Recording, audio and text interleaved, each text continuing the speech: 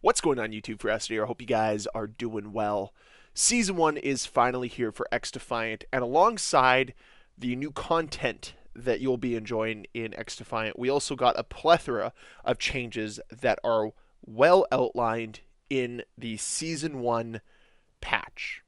So let's talk about some of the major changes that are going live with Season 1 today. And I'll start us off with probably one of the nicest things that we've seen from Ubisoft since they launched the game.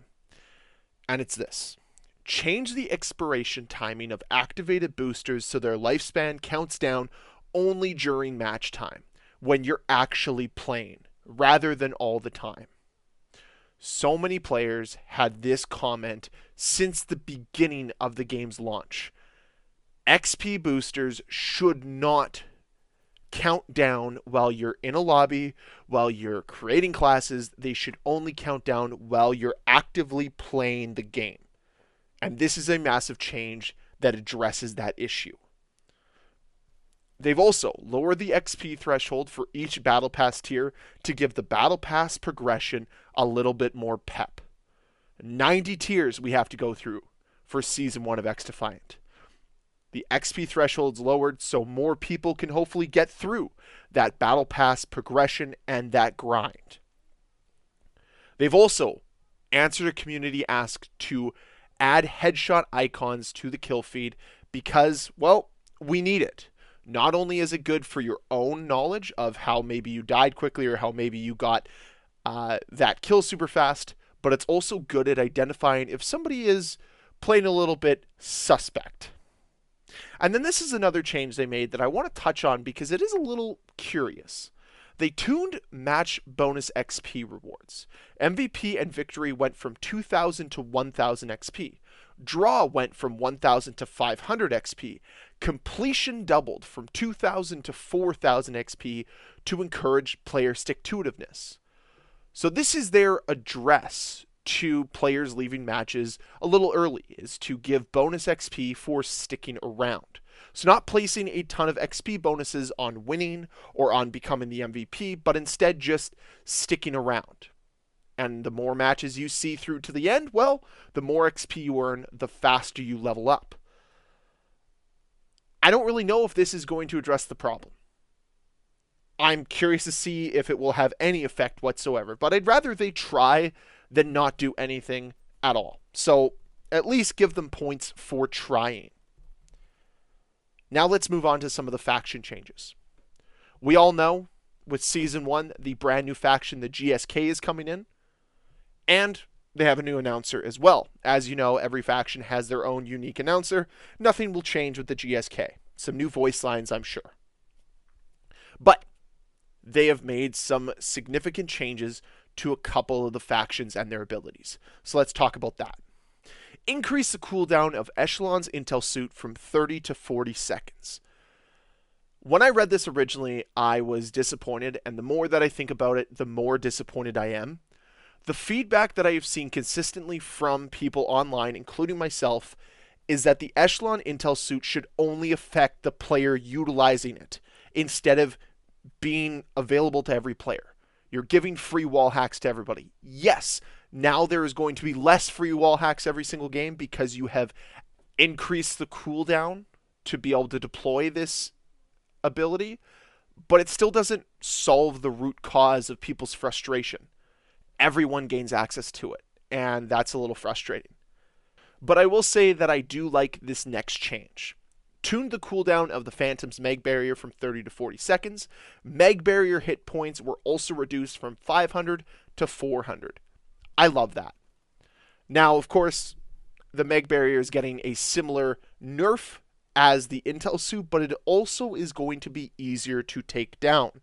400 hit points is a significant drop from 500, and I'm very curious to see how this is going to affect game modes like Occupy and Zone Control.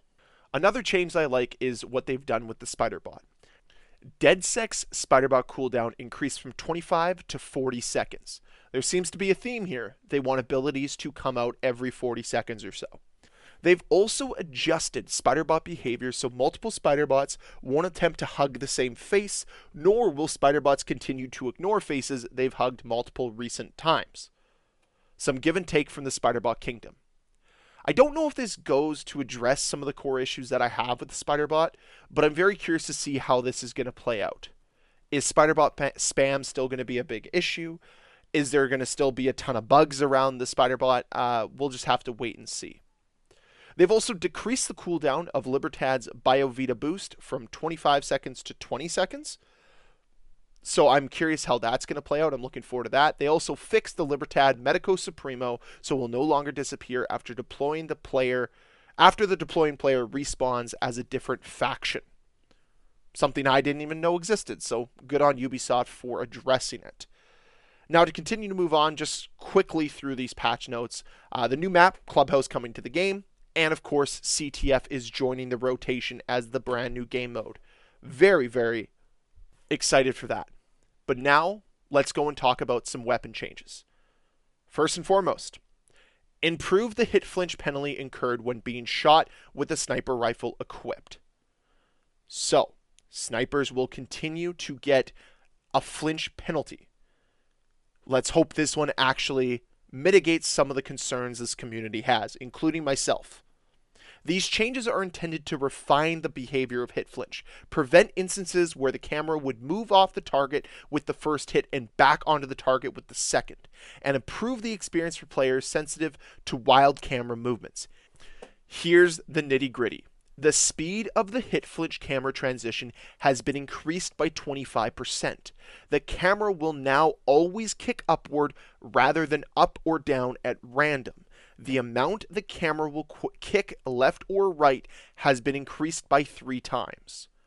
Holy smokes. This is a big change. I know that snipers need to be nerfed. I'll be the first person to say that I'm on Team Nerf snipers. But I'm also cautious when it comes to nerfing snipers because you don't want to completely pigeonhole them and nerf them into the ground. A healthy game needs both snipers and needs regular guns.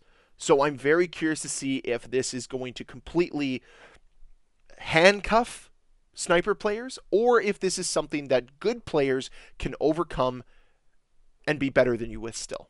So I'm going to reserve some of my judgment until I actually hop into XDefiant and get to play with some of these new changes. Now let's move on to the new weapons that you'll find here in Season 1. The first is the ELF 115 sniper rifle, which is not quite as heavy as the TAC 50. It has faster handling, but it will deal slightly less damage, and it's not as effective at penetrating cover. Then you have the assault rifle, the LVOA-C, a snazzy customized rifle similar to the M4, but might actually kill your opponents. It has a much faster rate of fire than the M4, but it comes with more recoil and less range. It also has slightly longer reload and equip times. That's interesting. Lastly, the brand new sawed-off shotgun. It is a secondary weapon. This isn't even a primary, and I thought it was going to be. This close-range version of a double-barreled shotgun packs a big boom for its size. Imagine carrying a primary weapon in your secondary slot, and that's this. So the game's about to get very toxic with the sawed-off secondary, but again, going to reserve some of my judgment until we get to see this in full display. They also added new mastery skins. The Titanium Violet, which unlocks at level 300. The Titanium Azure, which unlocks at level 350. Azure, right? Azure? I think so. And then lastly, the Titanium Prisma, which unlocks at level 400. So yeah, enjoy that grind, I guess, right? But that's everything I personally wanted to cover from these patch notes. If you want to read through them all yourself, I'll leave a link to them down below in the description. I know that there is somebody that is coping and seething right now because they have disabled whispers in the text chat, but I think it's the best for everybody. You might be able to save somebody's streaming career by doing that. Just throwing that out there. That's how I'm going to leave you guys. I'm very curious to know what you think regarding some of these changes in Season 1 of XDefiant. Is it something that excites you? Is it bringing you back to play? Is it going to retain you long term? Would love to hear your thoughts down below in that comment section. And as always, guys, thank you so much for watching. If you enjoyed this video, please hit that like button. If you want to see more videos from me, please hit that subscribe button. I'll see you guys next time. Bye.